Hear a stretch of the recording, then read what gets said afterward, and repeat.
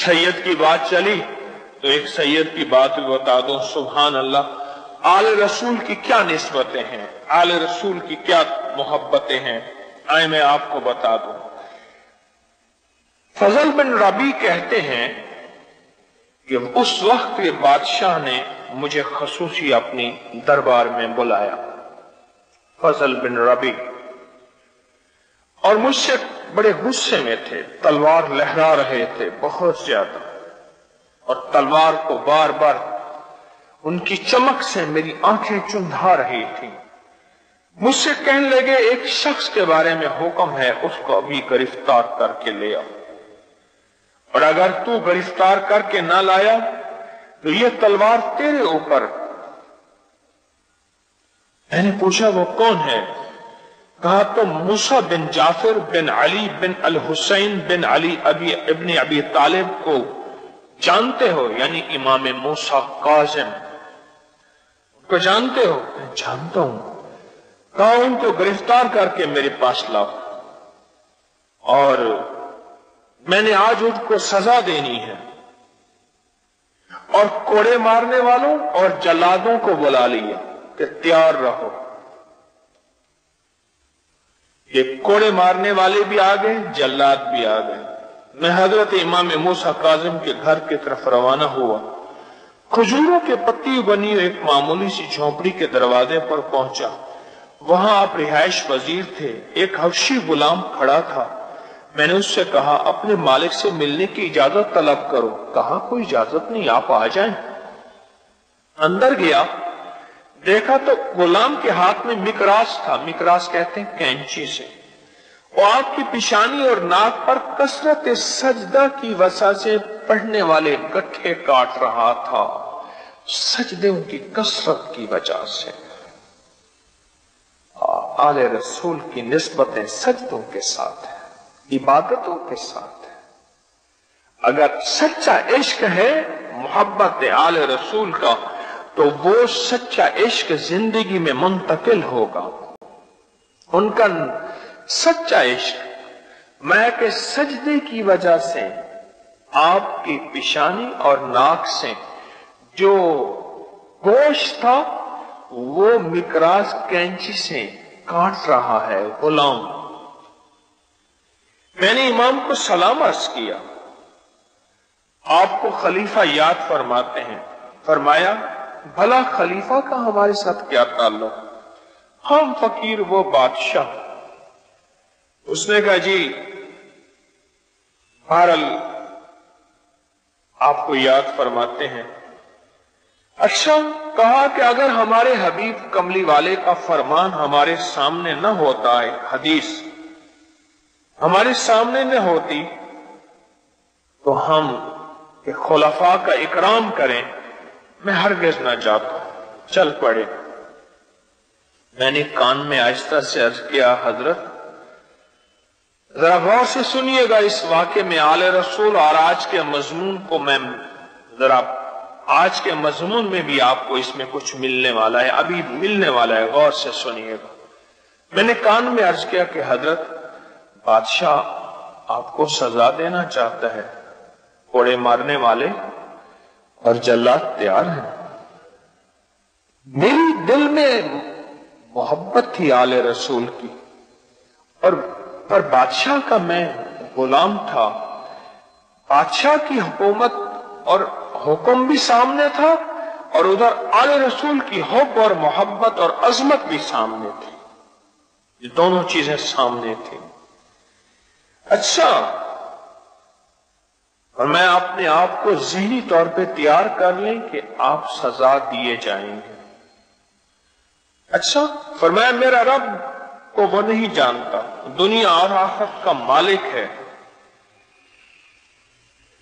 اور وہ مجھے کوئی سزا نہیں دے سکے گا.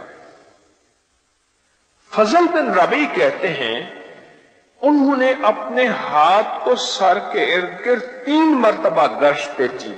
یہ میری طرف دیکھیں، ایسے ہاتھ کو سر کے ارد گرد 3 دفعہ گشت کی، جیسے وارنا نہیں کہتے، وارنا ہاتھ کو وارنا. 3 دفعہ ایسے گردش کی اور اعمال کیے. کچھ دعائیں پڑھی جو میں نہ سن سکا، پڑھی جو میں نہ سن سکا، اور میرے ساتھ چل پڑے۔ میں دربار کے اندر گیا، آپ باہر کھڑے ہو گئے، اندر گیا تو بادشاہ بے چین تھا۔ مجھ سے کہا فضل تم حضرت امام موسیٰ کاظم کو لائے ہو رحم اللہ تعالی علیہ، اللہم صلی علی محمد و آل محمد، لائے ہو؟ میں نے کہا جی ہاں میں لایا ہوں۔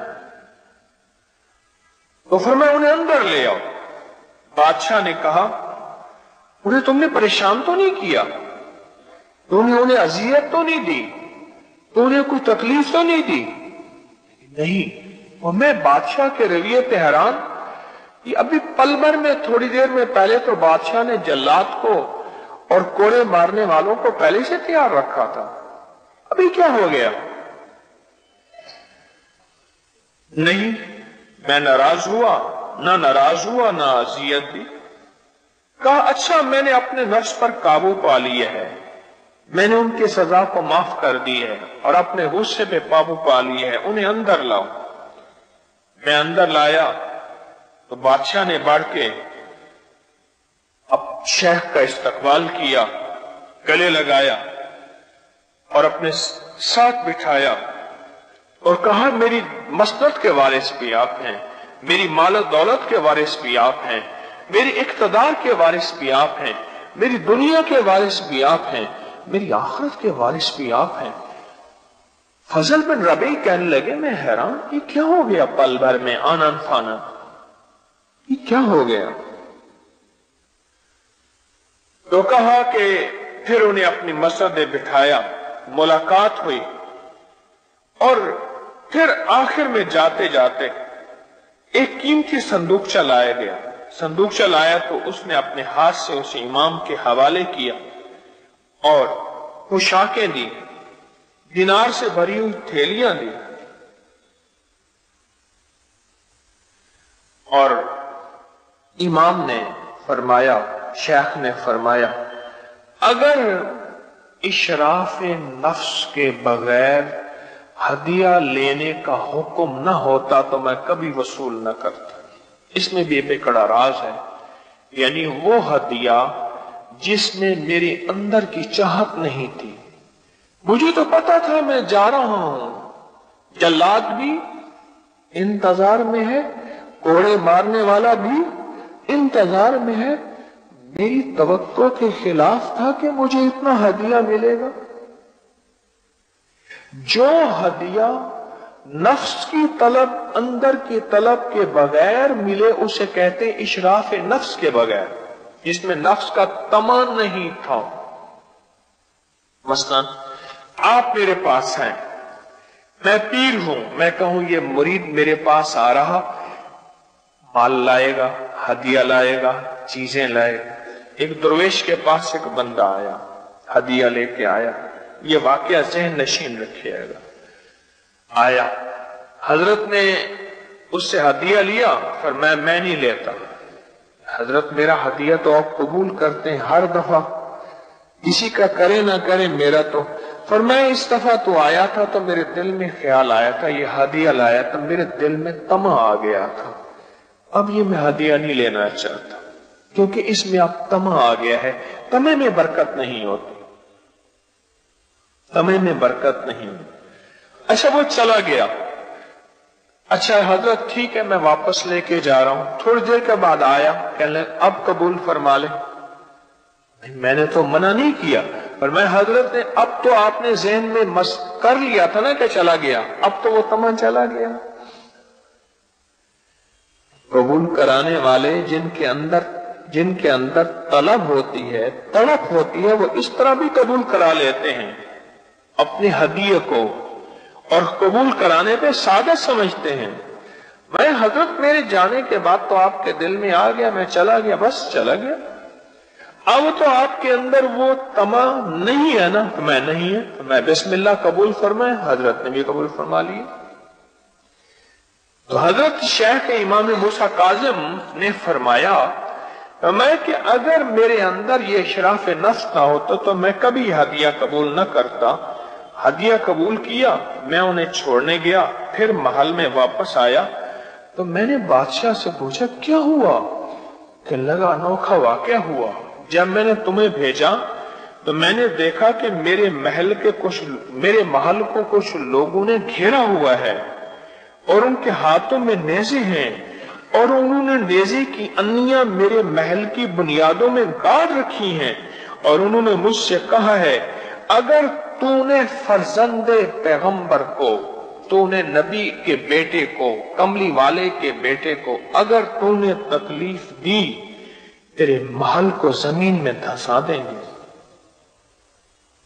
اور اگر تو نے ان کے ساتھ حسن سلوک کیا ہم واپس چلے جائیں گے، اس وقت تک انتظار کریں گے. میں مجبور تھا ان کے ساتھ حسن سلوک کرنے میں. وہ کیا ہاتھ تھا جو 3 دفعہ اپنے سر پہ انہوں نے وارا تھا؟ وہ یہی مسنون اعمال، یہی حفاظت والے اعمال، یہی اللہ کی ذات کے ساتھ تعلق، اور یہی دعائیں تھیں جن دعاؤں کی نسبت سے رب نے ان کی حفاظت کی.